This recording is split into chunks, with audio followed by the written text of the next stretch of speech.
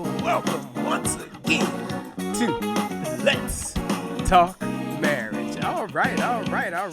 We're going to get right on into our program. Hope everyone is doing well. If you woke up this morning, you are doing well. All right. We're going to get right on into our program. On the program today, we're going to be discussing or going over a list that I found. I forgot where I found it at, but it's a list that someone put out. And actually, the list says it says a list of things you should do as a woman. But we're going to turn this around and say list of things you should do as a man in a marriage. This is Let's Talk Marriage. I'm Pastor Larry, and we're going to be going over this list. And again, I hope I find everyone doing well, with all the things that are going on in the world. I hope the Lord is protecting you, and if not, we are praying for you. All right, we're going to go right on over into our list. These are things that I believe that a man should do as a husband. You can do it as it should be done as a wife as well, but we're addressing the men on today. The first one being be her safe place, comfort zone, feel like home. Be her safe place, comfort zone, feel like home. Or have her safe place be a comfort zone and let it feel like home. Number two, listen, be understanding, be patient. We talked about this many times on the program about listening, being understanding, and being patient. Because in marriage, you have to be, one of the things you have to be patient. You can't be impatient. You have to be a very patient person.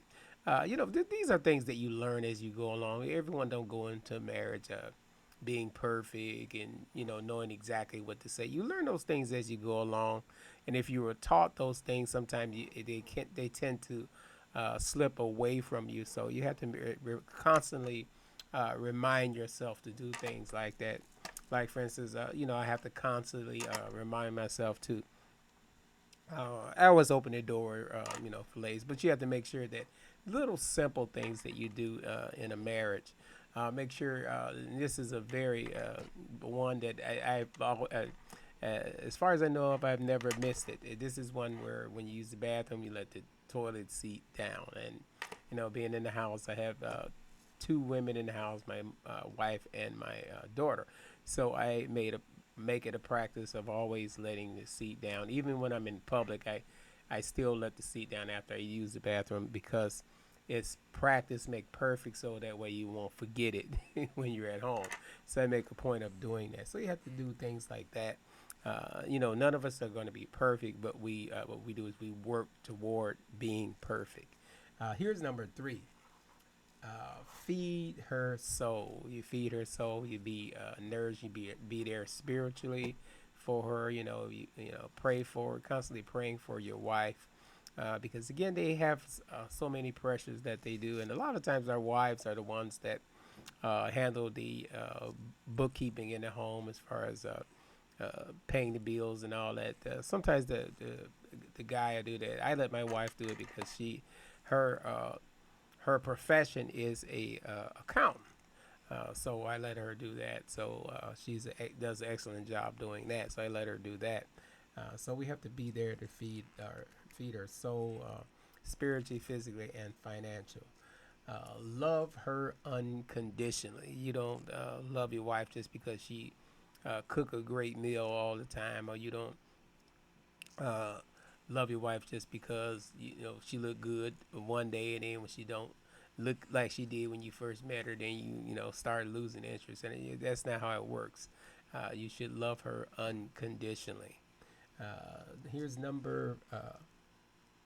It jumped from number 3 to 5. Okay, there's no. Number 3 and 4 was feed his soul. Okay, number 5. We already went over that one. Love her unconditionally. Pray for her. We should constantly pray for our wives because, again, they face things that, especially minority women that are in the workforce. It's not like it used to be. You have to, even as a minority man in the workforce. It seems like you have to work twice as hard to prove yourself than anyone else in the workforce, and that's any minority in the workforce. Uh, be her peace. Be her peace, where she could find peace, and she could constantly confide in you and talk to you. And don't let her ever feel like she can't talk to you about certain things, which she should be able to. Those That's kind of a subject that has to be learned. It has to be when you know your spouse, you can talk to them about certain things or any on any subject. So we have to make sure that we are uh, becoming great listeners to our spouses, especially as husbands, because sometimes we think that our wives are out of line or something when they say something or when they give us a suggestion. We have to learn, and it's not an easy thing sometimes, especially if you're a man that if especially if you're a manly man, you depend on yourself and you're self motivated, but sometimes we have to listen to our wives and be her peace. When she needs peace and needs to talk to you, let her be able to talk to you. Be her best friend, and again, when you're her best friend, that she feel like she can speak with you about anything or any subject, and talk to you. And that way, when you're like that, your kids notice those things. And when they have their close friends, they'll learn to confide in their close friends, because I think everyone should have someone that they can talk to about certain things, or just discuss things, or even vent about certain things too. Especially our women, they like to vent and talk and discuss things. A lot of times, us fellows, we don't really do that. Not that we hold it in, but we find other ways or other outlets to release our aggression or anxiety or things that we're going through. Number 9, uplift, encourage, support him or support her, believe in her. You have to believe in your wife. A lot of times they have ideals. Listen to their eyes. Take their ideals are very important. So we have to make sure that we are listening to our wives, and it's so easy to get offensive when they talk about certain subjects or when they mention certain things. Especially us as men, we have to realize that they're our helpmate. They're there to help us. They're there to be our friend. They're there to encourage us. Encourage us. Okay. Number 10, give forgiveness, grace, and be compassionate. We have to make sure that we showing grace and being compassionate, with our wives, and don't, just because something went wrong or something happened, you don't hold that against uh, each other. And a lot of times in marriages, people tend to hold things against each other, things that happened in the past. That was one of the reasons why I always say, or we always say on the program, about making memorable, joyous, or happy, memorable occasions. So you'll have something memorable or joyous to talk about. And one of the things we mentioned, that when you take vacations together, when you go out together and spend that quality time with each other, you'll have things to talk about other than negative things. Always talking about negative things, because when you're talking about negative things, a lot of times it lead to disagreements, and disagreements can lead to arguments. So when you're talking about something pleasant, it's such a soothing relief. It relieves a lot of stress, and take those vacations, because those are great stress relievers. When you go on vacation, it doesn't have to be anything anywhere expensive. Just go somewhere simple where you can get away from it all. And a lot of times we think that when we go visit relatives, that's not really a vacation. That's You're going visiting. You're going spending times with your relatives. That's not really a vacation.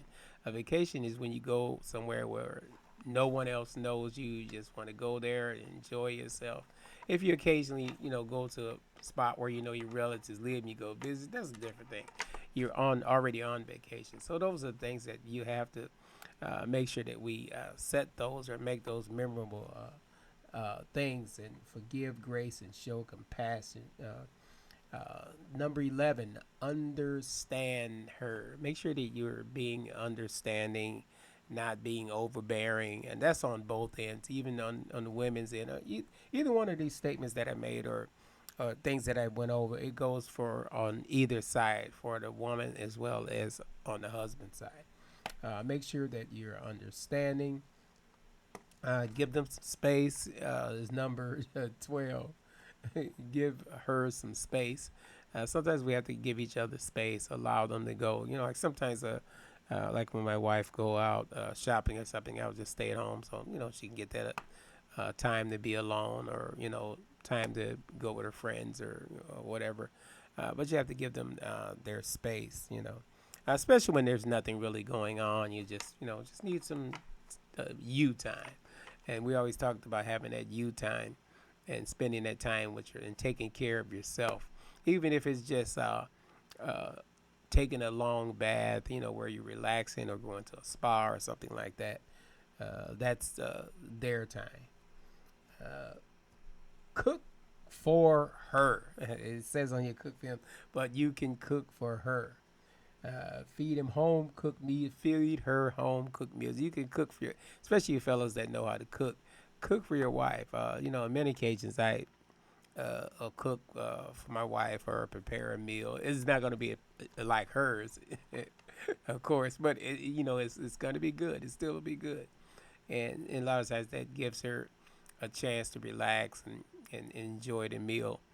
So you have to put as long as you put some love in it, it doesn't matter what it look like, long as it tastes okay when you put your love in it. All right, respect her. Make sure that you are respecting each other. That goes on both ends. Either one of these statements goes for on both ends, on the husband or the wife side. Make sure that you are respecting each other. When you respect each other, everything goes so much better in your relationship when you respect each other. And we say on the programs, or I say on the program so many times, make sure you tell your wife as many times as you can think of it. Tell her that you love her. Tell her that you appreciate her.